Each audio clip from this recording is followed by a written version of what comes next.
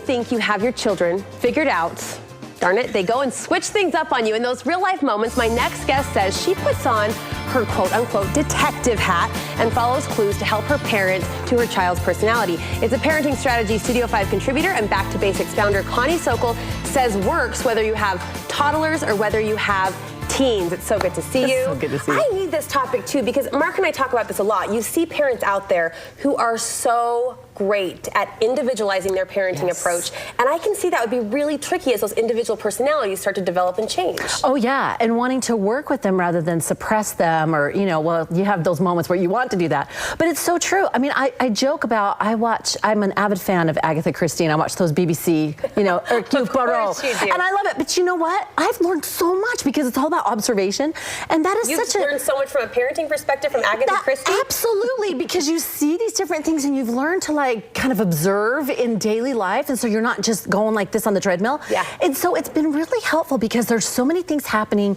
and if you're on it, you can catch something before it becomes an issue. So we'll start with that observation, putting on our own detective hats here. You say that doing that, stepping back and watching, will allow you to look for clues. Like what? Yes. Well, first, it's good to get a baseline of your child. I mean, you know which ones, this one's moody, this one's sensitive, this one's hyper. You kind of have a baseline of what they're generally like. And then you kind of add in those ages and stages of, the different things that they're going through. But once you get a baseline of kind of what they're like, then you can pay attention to those sort of subtle nuances that, especially moms, we have such an ability to feel a shift. And it can be really subtle, but you can start feeling of that doesn't jive with their usual rhythm or their usual responses. But you find the baseline will be the same, or does that even change as the hormones and the teenage years set in? It does. It shifts, but their general personality, how they respond to that will kind of align with their personality type.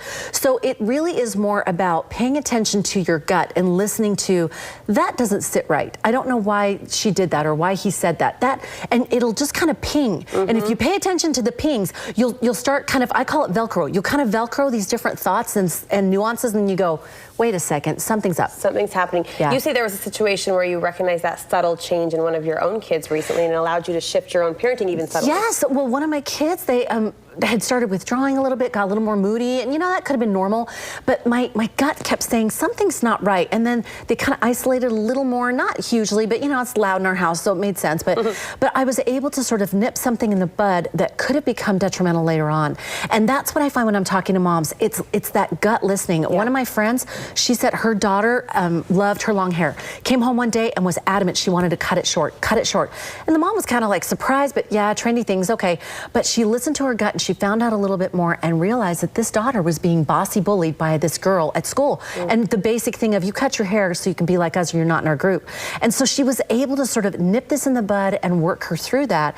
Sounds like a small thing, but that bond is amazing because now this daughter knows the mom is aware and she can come and talk to her about these kinds of things. And the mom knows, hey, that was out of her character. I'm going to pay attention. I think that's a great example because something as simple as a haircut, unearthed, turned into a situation. Bullying situation. Yes, exactly. One way we'll deviate from maybe the detective work on the TV shows is they ask a lot of questions. Yeah. You say moms can do that, but not to the point of interrogation. You want to be a sounding board first, right? Yes, that is sort of my niche, is interrogation. Tell me the story. My sisters hate it. My teenage sisters are like, I'm hanging up now. I'm hanging up now. After 10 questions, we're cutting you off.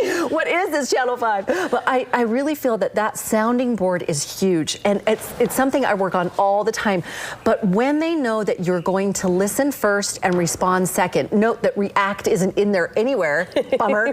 But when they know that, then they'll be able to open up. And we know this, but it's in the moment of reminding ourselves, oh, sounding board. My sweet daughter came home one day, she was in 7th grade, and she announced that she had a boyfriend. Oh. And in our home, that's a no. Okay. And I was kind of like, my first response was going to be over my dead body and his. But I thought, oh, I need to think about this. And so the thought came, ask her. And so I said, well, what does that look like to you? And it turns out that looked like a hug before a class sometimes, and then sitting together at lunch.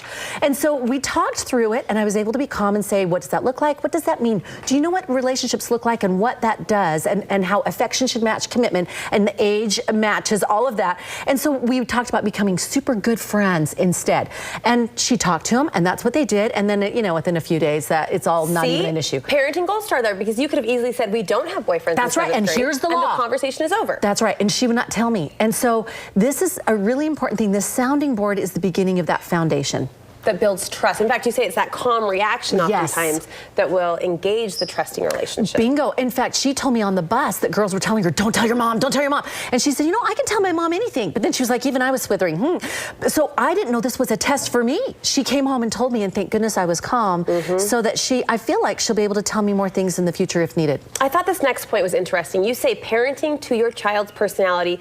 Yes, it helps you from the parenting perspective, but more than that, it can even help your child become more confident. Oh, yes. How so? Well, helping them embrace their core self. I think sometimes it's so hard for our kids. There's lots of different variety, and we can kind of pigeonhole, and if they don't act just this way, then they're odd, they're weird, they're whatever, they're hard to work with. But if we help them to embrace their personality, the strengths and the weaknesses, and teach them there isn't one perfect personality. It's you embrace those things, embrace who you are, accept that, and then you work with those, improve. Life will temper them.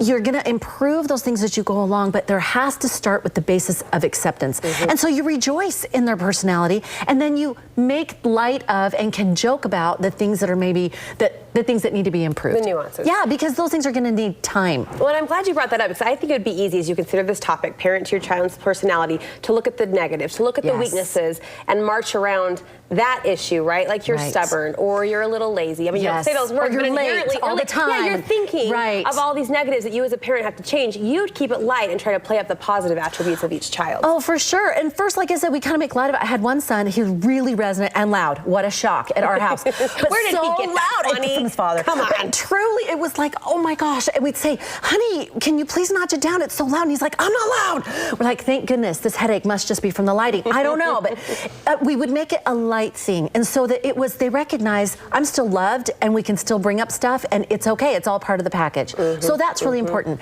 I think the next thing is to take those and play to their positive strengths.